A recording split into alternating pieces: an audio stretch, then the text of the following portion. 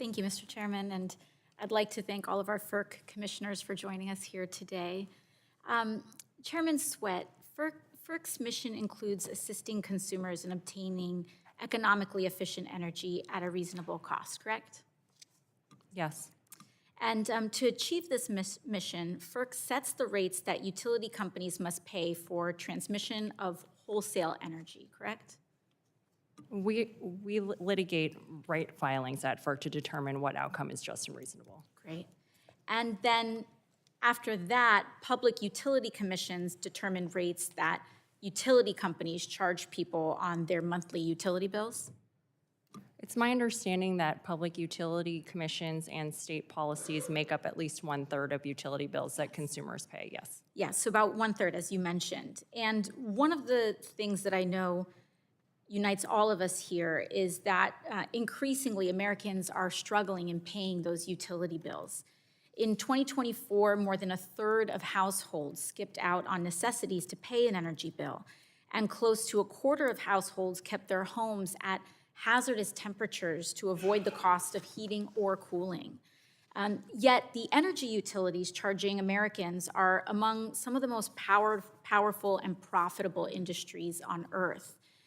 Take Consolidated Edison, or ConEd, which is the utility company that serves New York and my constituents in Queens and the Bronx. ConEd is one of the largest privately owned energy companies in our country.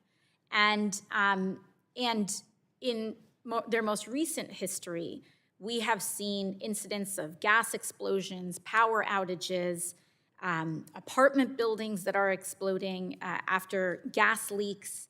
And in 2018, a short circuit at ConEd power plant in Astoria shut down all of LaGuardia Airport for several hours. Yet despite these crises, ConEd is growing their utility bills on New Yorkers and raked in almost $2 billion in profits in 2025. So naturally, many of our folks here in New York are asking, why is ConEd profiting off of the energy market while they are dealing with unreliable and increasingly unaffordable energy? So I want to break this down for them. Utilities collect what they spend on operating expenses, like salaries and office space, from our bills. And if a utility company spends $100 on operating expenses, it collects $100 back, spread out across all the bills people pay to that utility. But they don't get any profit. Instead, companies like ConEd make an average 10% profit through a return on equity for making physical upgrades to the transmission grid. So if a utility spends $100 on physical upgrades, they would collect $110 on our bills, with $100 paying for the wires and poles and $10 going to profits. It collects these profits from increases in our utility bills. The more they spend on physical infrastructure, the more profit that they stand to make. But as I outlined with ConEd's history in New York City, those upgrades aren't translating to actually more reliable service for constituents.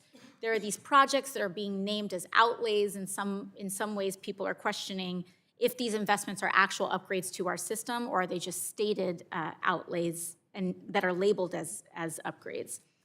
But it's FERC that sets the rates of these profits for transmission system investments. So Chairman Sweat, what is the average return on equity that FERC has set for utilities like ConEd?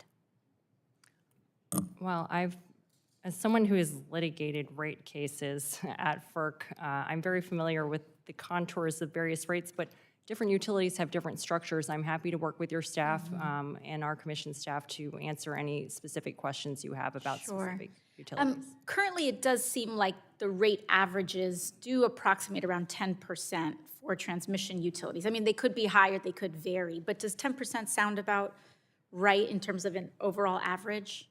I'm not sure. Okay.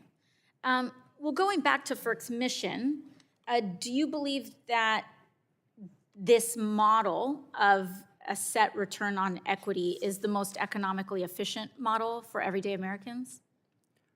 We are taking a hard look at everything that impacts everyday Americans. And I can tell you from personal experience that we have very heated debates at this commission from all of my colleagues sitting here. It's a race to lower any bill that we can. So we are happy to work with you and your staff on any suggestions you may have on how we can accomplish our shared goal.